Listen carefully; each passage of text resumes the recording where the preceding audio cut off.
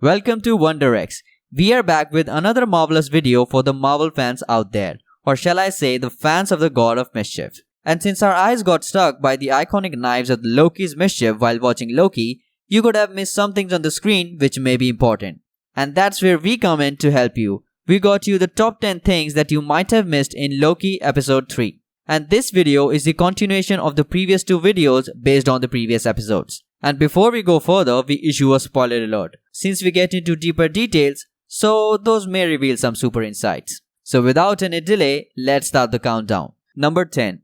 Bartender familiar with Asgardian customs. Yeah, the bartender seems familiar with Asgardian customs. When Loki needs to unwind during a tense mission, he decides to do a bit of singing and a whole lot of drinking. He requests a new drink by smashing his glass and screaming, "Another!"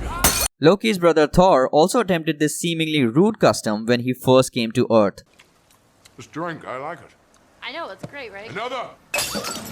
However, Jane quickly calls out the God of Thunder and he's left without a beverage. But Loki got lucky to get his next drink. And when Loki does it, it was on Lamentis 1. The bartender immediately starts pouring him a new drink. We guess she'd had an Asgardian or two smash a glass over the years. So, she seems familiar with this custom. Number 9. C20 and Mobius are from our times. Thanks to Sylvia. What did you say? Before she joined the TVA? Yeah, she was just a regular person on Earth. A regular person? We are positive that every member of the TVA is a variant that was plucked from the timeline. We have reason to believe that Mobius and Hunter C20 both lived in our era. Well, the drink seemed fine. Oh, God. Mobius likes drinking Josta, an energy drink that was introduced in 1995. He also has an obsession with jet skis, created in the same decade. In the early 1990s, for a brief, shining moment, there was a beautiful union of form and function, which we call the jet ski. As for C20, when she first appears in the episode 3, Helios Kyoko's Demon is playing. Although the particular single was released in 2019, C20 could have been listening to it in the early 2020. And that may be why she has a 20 on her helmet. So it permeates the roof of your mouth and freezes the synapses in your brain. It may represent the year she was taken from. Here the evidence points to Mobius and C20 being spirited away from modern times. Number 8. Sylvia's broken headpiece. One of the most notable things about Sylvia's outfit is that one of her horns is broken. This small detail could hint at a tense comic moment. During the Loki Agent of Asgard comics, Thor gets enraged after uncovering a horrifying truth about his brother's true identity. And then the enraged God of Thunder proceeds to hit the God of Mischief so hard that one of her horns on the Loki's headpiece cracks in half. And after that, he continues to wear the broken helmet for the rest of the series. And if Sylvia is like her comic counterpart, she may have gotten into a heated fight with Thor in the time she is from. I know, a truce. The fractured headpiece could also remind of something sadder. It could tell you of the broken relationship between the siblings. Number 7. Aliens reference.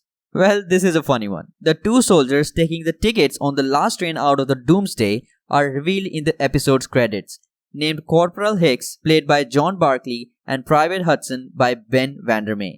Those ranks and surnames come straight from the movie Aliens. Michael Biehn played Hicks and Bill Paxton played Hudson. While Hicks and Hudson ultimately don't survive the franchise, the two guards here at Lamentis 1 might have made it.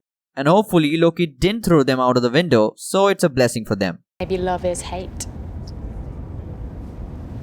Remember that. What was that? Love is hate. Oh, piss off. Number 6. Sylvia's Postman. Have you ever expected Loki and Sylvia to sit and talk about the prince and princesses they romanced? During their surprising conversation, Sylvia mentions, Yeah, there is actually. Oh. Managed to maintain quite a serious long-distance relationship with a postman whilst running across time from one apocalypse to another. Any clue about it? Don't worry, that's why we are here. It turns out that there was a male person in the comics that coincidentally also messed around with the time. In one Fantastic Four story, the team's mailman, Willie Lumpkin, throws history. Of course, after he travels into the past, it's later revealed that a villain named Tempest set up the postman on purpose to break the timeline. Although the late great Stan Lee played the mailman in Fantastic Four, the character hasn't appeared in the MCU. Do you think the character will be introduced as Sylvia's former flame later on? I'm sure they are. Well, that is something we still have to find out.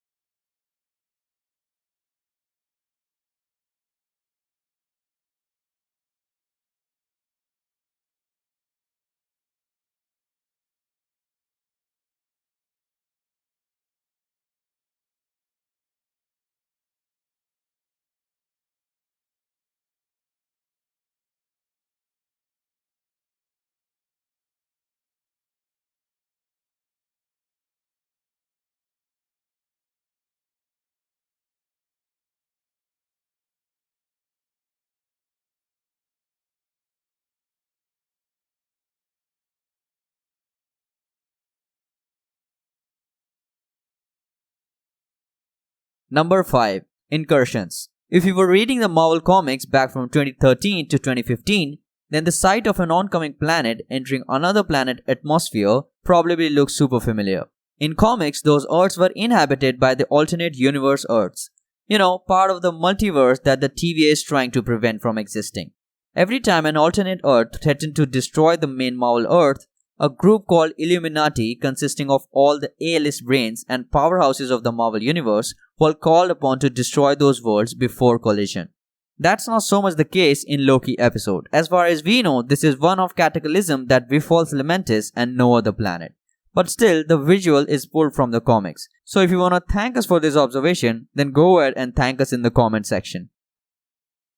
Number 4.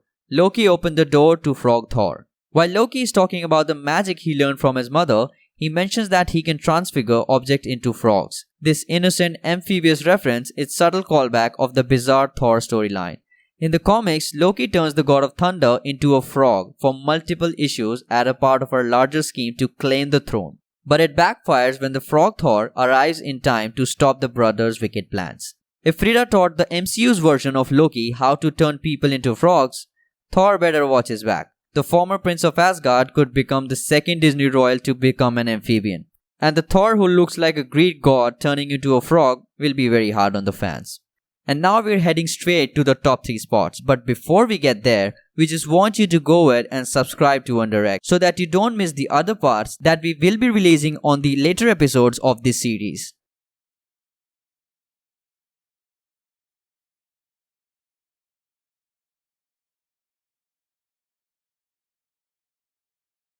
Number 3. Frigga might have something to do with Sylvia. Even though Loki committed some truly despicable acts, he treasured his mom Frigga because she showed him understanding and taught him magic.